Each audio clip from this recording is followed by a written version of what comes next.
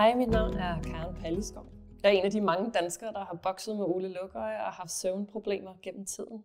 Yoga har hjulpet mig rigtig meget, og derfor har jeg lavet den her video for at give nogle af de øvelser videre, som har givet mig en god nattesøvn over tid. Undervejs i videoen må du meget gerne have 2 blokke klar, et yogabånd og så sådan en yogapude her, som jeg sidder på. Lad os komme i gang. God fornøjelse. God aften. Vi skal lave sådan en god gang godnat yoga. Helt optimalt, synes jeg, er, hvis du børster tænder inden, lukker ned, hvad du skal gøre, og tager nattøj på, hvis du bruger til noget, fordi så kan du gå direkte i seng, når du har lavet de her øvelser, til at forhåbentlig få en god natsøvn. Vi starter med en siddende åndedrætsøvelse, så kom op og sid på en måde, der er behagelig for dig, enten på ballerne eller op på underbenene. Du mærker efter ordet godt. Og så skal du have sådan din højre thumb op her.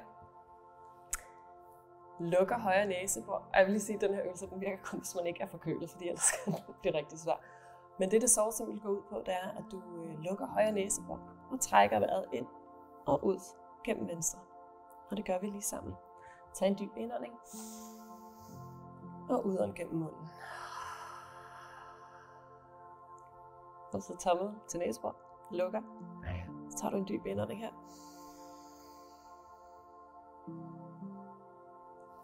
Og udånd op. Og det gør du i dit eget åndedrætstempo, men gør det gerne så langsomt som overhovedet muligt. Så måske fokusere på at gøre udåndingerne en lille smule længere end dine indåndinger.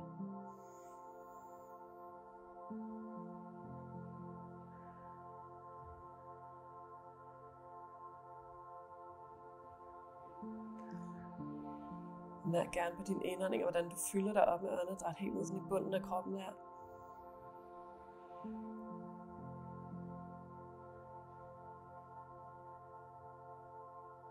Men du tager et par runder til i dit eget tempo.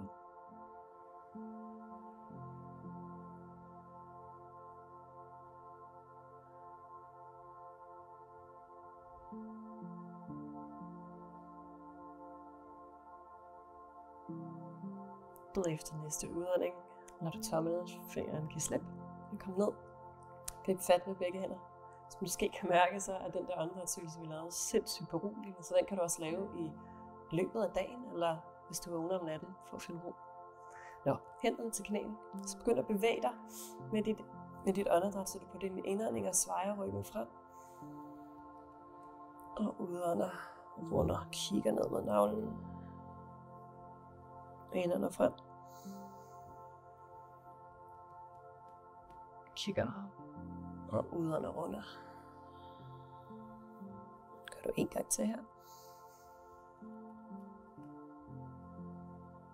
Og udånder rund. Og måske du lige kommer op sådan at få fat og strække runde ryggen her. Du kommer op til en neutral rygsøjle. Gå dine højre fingerspidser ud til højre. Og indånd din venstre arm op. Find et lækkert sidestræk her. Du presser hænderne ned, ballerne ned, så du kan finde længde på din venstre sidekrop. Tag en indånding. Udånder rygsøjlen op. Og lad venstre hånd komme til højre knæ. Gå højre hånd lidt længere om bag ryggen. Tag en indånding og pres fingerspidserne ned, så ryggen bliver lang. Og så udånd. Drej først fra navlen, og så for brystet, og så måske helt op for skuldrene. Finder ind i et lille twist her. Tag en indånding for længde på. Og udånder. Tilbage ind til midten. Gå modsatte hånds, altså venstre hånds fingerspidser ud i gulvet. Presser fingerspidserne ned, ballerne ned, så du kan løfte højre arm op. Og få længde på sidekroppen her. Så højre balle løfter sig slet ikke fra gulvet. Det er kun højre arm, der strækker sig ud. Så tag en indånding. Udånd tilbage op til midten. Lad højre hånd komme til venstre knæ. Fingerspidserne går derom bag ryggen. Tag en indånding, strækker ryggen langt. Og udånder fra navle og bryst.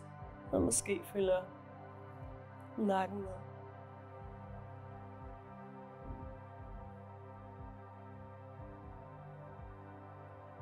Tag en indånding, gør ryggen lang. Og udånd tilbage ind til midten. Gå overkroppen langt frem foran og strækker længde på ryggen, strækker dig frem og runder tilbage. Og så på din næste indånding finder du op på alle fire. Jeg vender mig lige den her vej. Tag en indånding, svejer. Udånder, runder. Og finder ned til din neutrale ryg. Træder højre ben tilbage. Lad venstre ben følge og kommer op i et lille hundestræk her. Og så begynder du stille og roligt at gå fødderne frem mod hænderne. Og så lad dine håndflader komme til forsiden af skinnebenene ind under ryggen langt frem her. Og prøv virkelig at presse dine hænder ind i skinnebenene, så du løfter op. Få længde på ryggen og udånder og folder.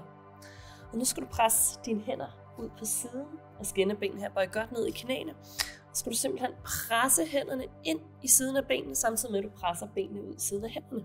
Til sådan her udtegn indånding. Og så begynd at presse ind. Det føles lidt som at lægge arm med sig selv. Og trækker vejret langsomt ind og ud. Virkelig har sådan en muskulær aktivitet her. Presser ind, og måske begynder du langsomt at strække benene en lille smule mere.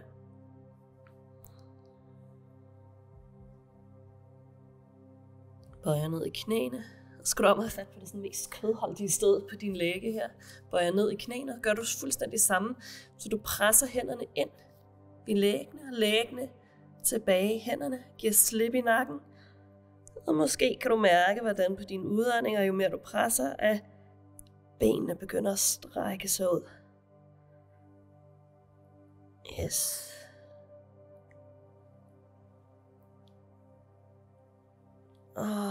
Bøj ned i knæens fat. Så skal du bøje så meget ned, at du kan lægge dine håndrygge ned i gulvet og komme op og stå på håndfladerne med fødderne. Tag en indånding. Og udånder giver slip. Folder dig forover.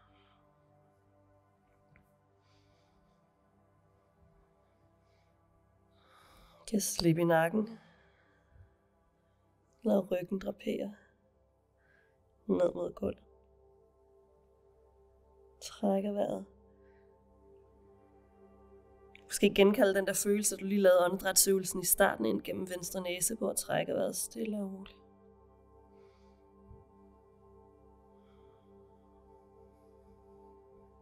Og så løft tæerne. Placer hænderne i gulvet igen. Og så går du tilbage. Lad knæene komme i gulvet. Og hvis du har en yoga-pude, så må du rigtig gerne tage den her. Ellers skal du også tage nogle sofapuder eller noget andet og lægge sammen. Og så tag den her frem foran dig. Knæene bredt ud til siden, tæerne går sammen. Og så indånder du overkroppen langt frem foran dig. Så du kan placere dig ned og finde sådan et støttet barnets stilling her. Du kan lægge den ene kind i måtten først. Eller i puden her. På hver udånding arbejde ballerne tilbage længere ned over hælen.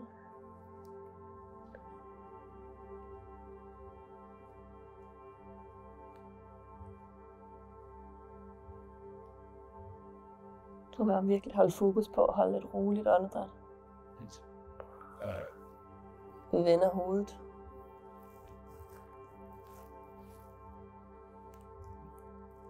Så brug den her øvelse sådan til virkelig at lade dig synke ned i underlaget, lad dig bære, giv slip ind i kroppen. Og lad den lange dag fordufte.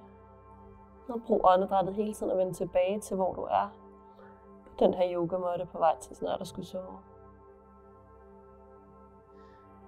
Og kom ud af stillingen ved at presse hænderne ned. Ja, løft overkroppen op. Så skal du have fat i 2 yogablokke. Eller nogle bøger, hvis du ikke lige lægger ind med yogablokke, så du kan bygge et lille.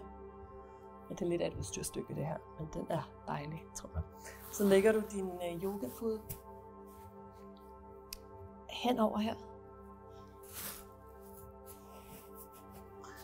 Sætter dig med strakte ben ind mod puden, så benene ligesom krammer eller omfavner puden her. Så tager du en indånding og udånder. Så lægger du dit højre øre i puden, eller armene Kom ned, vend håndfladerne op og giv slip her i din ankel, så du ikke sidder og strækker og spænder, men simpelthen overgiver dig helt til puden her.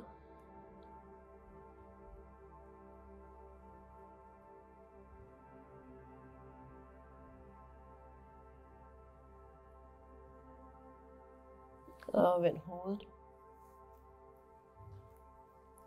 Og ligesom i stillingen før, så har jeg sådan en følelse af, at du totalt overgiver dig til gulvet og til dit udstyr her, det løfter eller det bærer dig.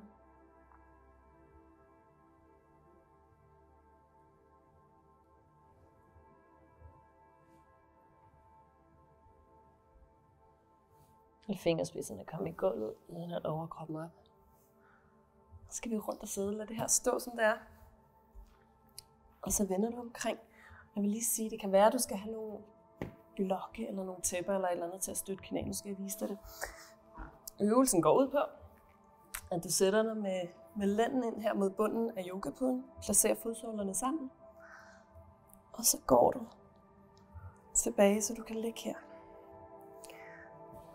Og det kan være, hvis dine knæ kommer ned, og du tager nogle puder ind og lader dem støtte her. Eller du kan tage et tæppe i nakken for ligesom og give yderligere støtte. Og møffer det ind her. Så du virkelig får en følelse af at ligge komfortabelt. Støtter dig selv hele vejen op. Det var lige før man kunne ligge her og falde i søvn.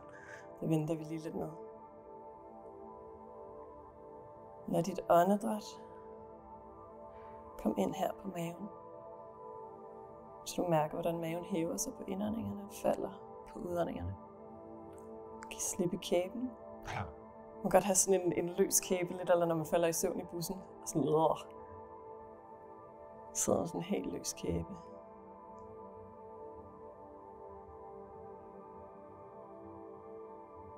Og når du skal ud af stillingen, lad knæene langsomt gå sammen. Hvis du har nogle puder under dem, så tager du ud til siden, og så kan du stille og roligt glide om på siden her. Og lad hele det her dagligstue-agtige komme ud til siden. Nej. Og herfra, kom ned og ligge på ryggen. Så skal du tage en yogablok igen. Det er ikke livsnødvendigt at bruge den, men det er virkelig dejligt her. Så presser hælene ned, så du kan løfte ballerne af gulvet. Så kan du komme ind og placere blokken enten på den lave kant her, eller hvis du føler, at du er frisk på det, så kan du lade den komme hele vejen op her. Du skal placere blokken på det der sådan hårde stykke, der er lige over ballerne, korsbenet. Og så skal den gerne placere sådan, at du har altså nærmest som om dine baller kunne hænge og blafre i vinden her, så de er frie. Ja. Og møffer skuldrene ind under dig. Lad baghovedet komme ned i gulvet, og lad armene et sted, hvor det føles behageligt.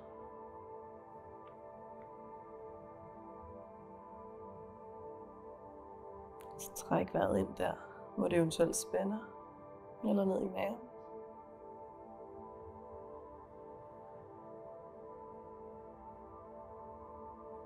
Og når du skal ud af den her stilling, pres hælene ned, pres albuerne ned.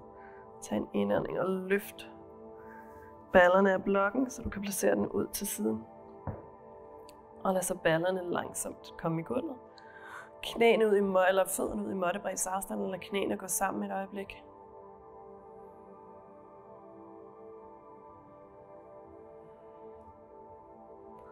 Og lad knæene komme tilbage. Tag en indånding.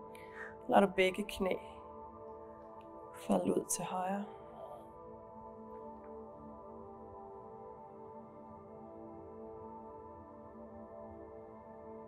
Og indånder til midten.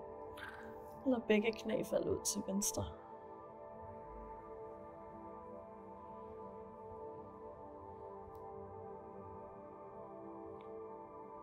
Indånder til midten.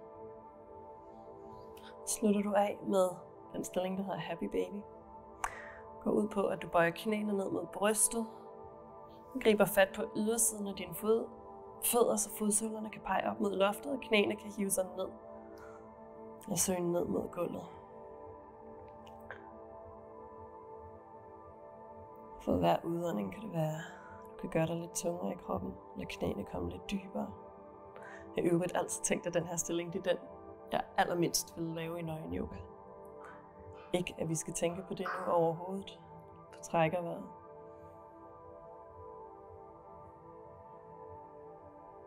Giv slip med hænderne, så du kan lade knæene gå sammen. Kram ind her, panden op mod knæene. Så udånd hele vejen ned. Lad hænderne komme til det blødeste punkt på maven.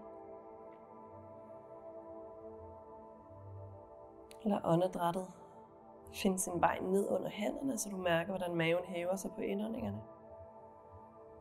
Og falder på udåndingerne.